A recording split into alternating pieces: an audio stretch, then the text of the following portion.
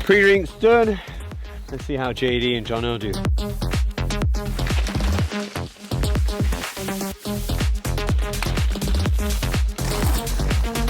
Yeah, holding on for dear life. But,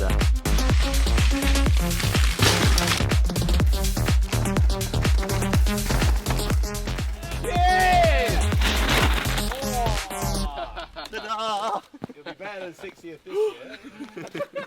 I never got 60th, I was 66.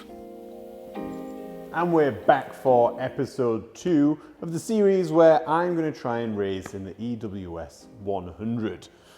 If you haven't already, check out the first episode. The link will be in the description below. That sets the stage of what my challenge is, which is basically the EWS 100, which is in a couple of weeks' time. At the end of the last episode, I actually spent a lot of time editing the on-bike challenge between me, JD, and Jono. At the time, we didn't have a clue about the times of that track, but it's very evident that I'm way behind. JD did a really good job of being pretty close to Jono, but I was literally about 4 minutes back. But whilst I was editing the video, it was glaringly obvious that our riding styles were different. Or let's even say skills. Our skills were different. And I had a massive deficit in my skill level compared to the other two guys. So now we've seen that footage, there's only one thing for it: on-bike coaching. So I've called upon a friend of mine, Elliot Heap.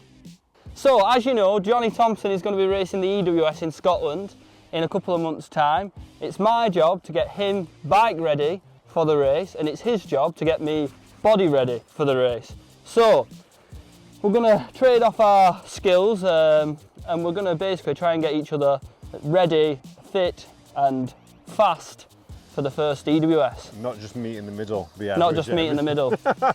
Yeah, we don't, like, I see it as my job now to get Johnny as far up that leaderboard as we can. He can do all his stuff on the trainer and all the stuff in the gym.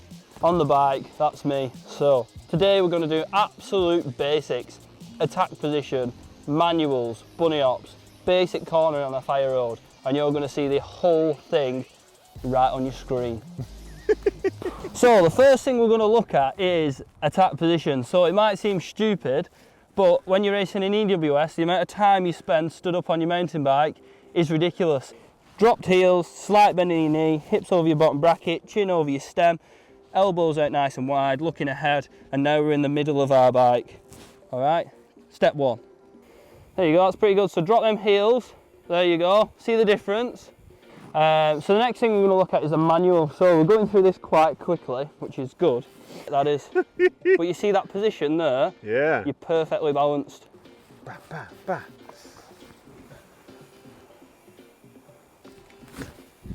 Get that ass, get your backside down. That's good. Good, that's it. There you go, that's better. I'm just scared, eh? Just having the balls to actually give everything a go and trust himself to not land on his backside. So yeah, I it think just takes a bit of time. this will be a theme throughout all of my journey. Fear. Yeah, absolutely. But I've this got bad habits. This is good to. Your bad habit is you're scared of landing on your ass.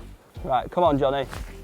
Good, that's it, that's it. So as you can see from there, Johnny's got his bike to that balance point, which is perfect for when we come to do the bunny hop. So, right, come on, Johnny. Big explosive manual first, and then coming forward. Better. I don't know what happened then. Don't slam it into the floor, otherwise your flight attendant will start flashing red. Right, come on. Oh, what? What was that? I'm gonna have it. Better. Nice, that's better. That was good. Same, that was good. Faster. That was way better. Yeah. You did 2 really good ones back to back, which was surprising. I'll do 2 more, and then that'll be the day.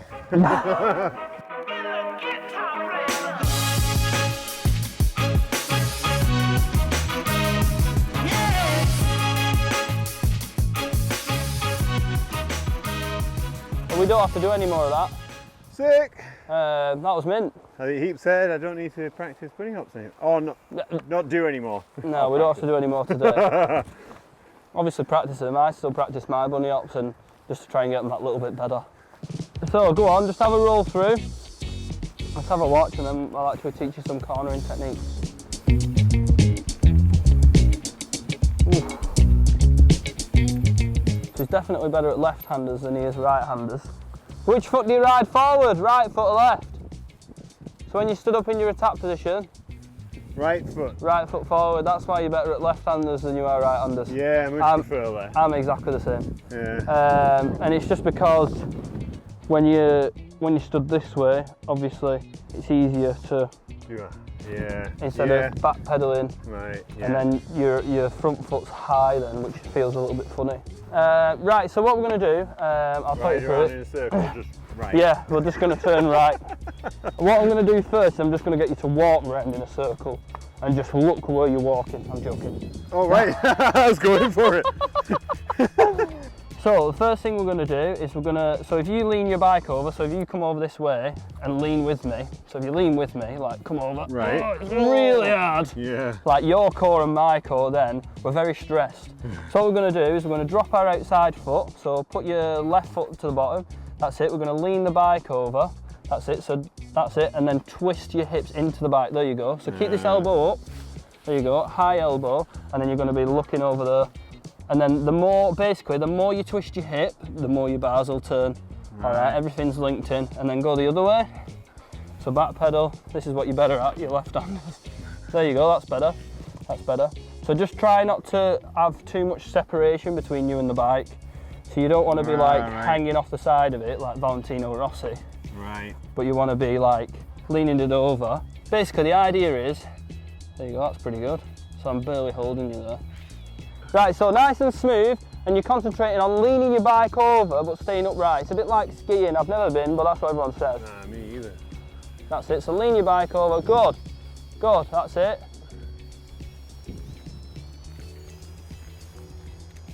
So what you notice with his left-handers, he's really good at opening his knee up, whereas his right-handers, he kind of leaves his knee in on the frame. So we're going to try and open each turn up with your inside knee. Nice. You're definitely getting it, which is good. Hit the stick. I'm quite impressed. I think this is going to be easier than I thought.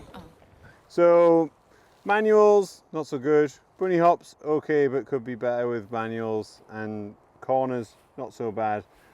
Just not so Just good trying right to turns. get that twist good. Getting better. Manuals, bunny hops, corners, basics, tick, done. Elliot's been fantastic and patient with me. It's all right, don't worry about me. I'm his coach in the gym, and it's good that we can have that relationship where he can actually add a lot of value to me on the bike. He is very fast, but he is very patient, and he knows the fundamentals and how to do those properly. That's it, look ahead. Nice, nice. And like training, doing the fundamentals well gives you a good foundation then to move forwards. I felt better then than like positionally better. I might not have been faster, but I felt like I was in control of the corners, which just after yesterday's coaching is a step in the right direction. And I feel like on-bike coaching with Elliot has set me up right to go away and practice some things to then get faster. So I've spent a lot of time up at Innerleithen. Repeat offender, the golfy. Free drinks. Back to our old favourite.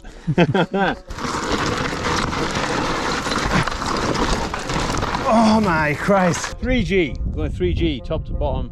Long track with no brakes really. Good fun though.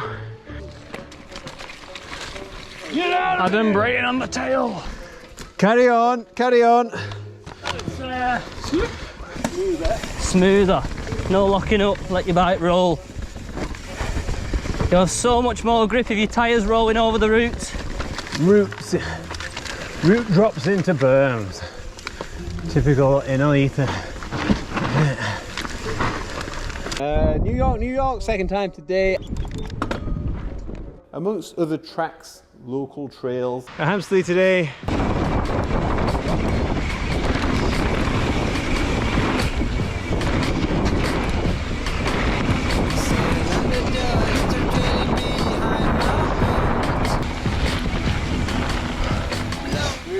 Smooth.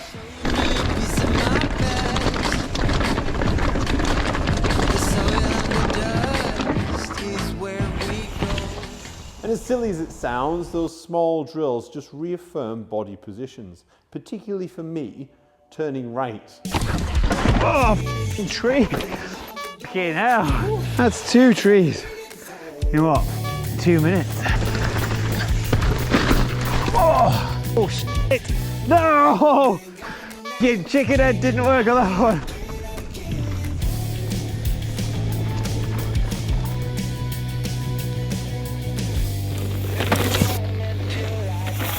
Whoa, better that time, smoother, definitely smoother.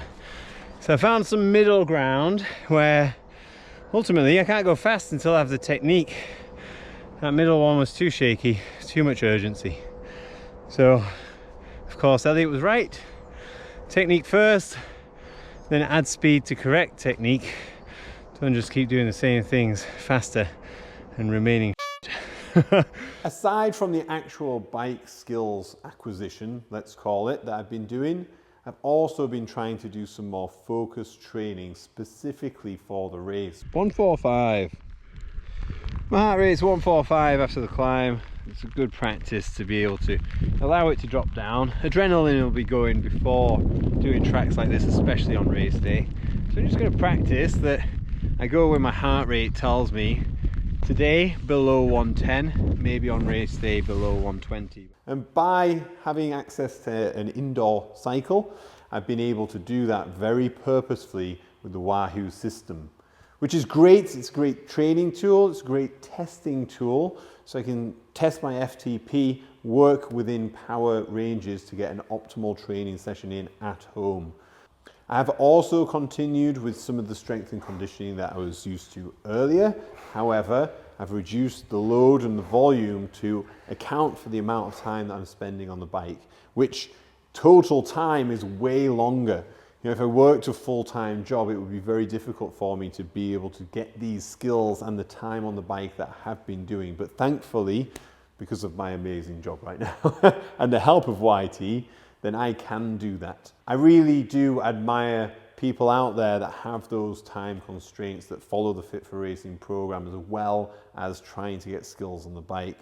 You know, our program is designed so that people can, for an hour per day, train specifically to ride better, but there is no substitute when you've got a skills deficit than getting out, pushing yourself and your limits of comfortable on the bike, gaining those skills, hitting those features, but doing it right with the underlying fundamentals. So bike coaching done, I'm going to go away and practice that before the race. But the bike itself, I've been riding it for a while now. I've made no changes whatsoever. So we're going to take it down to Surrey, where the YT Mill headquarters is. And we're going to have Marcus, the expert mechanic there, take a look at the bike and explain to you as well differences between the MX and the Uncaged 6 Capras. But it's a good time also for me to catch up with JD and see how his training's going. I'm making the long journey from the Lake District down to the Surrey Hills, where YT Industries have their flagship mill. Morning, mate. No wonder I can't turn right. Go for a ride. Yeah, See how it feels. These super narrow. They're not that narrow, though, are they? Certain death, here we come.